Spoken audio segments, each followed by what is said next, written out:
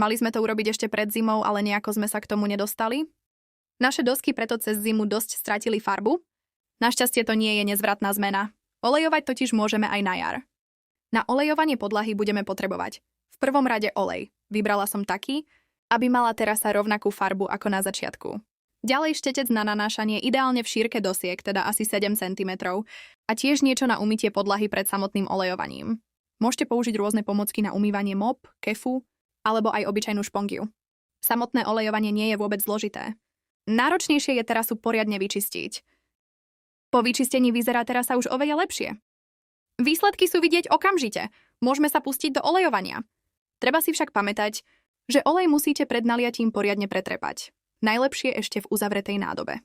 Musí sa dobre premiešať, aby sa farebný pigment rozložil rovnomerne. Ešte jedna vec. Nenanášajte príliš veľa oleja. Štetec by mal byť takmer suchý. Nemala by sa vytvoriť hrubá lepkavá vrstva, olej sa musí úplne vstrebať. Toto pravidlo je kľúčové, podobne ako pri maľovaní stien. Radšej viac tenkých vrstiev než jednu hrubú. Medzi jednotlivými vrstvami by ste mali dodržať odstup 24 hodín. Úplné vytvrdnutie môže trvať aj niekoľko dní, ale výsledok stojí za to.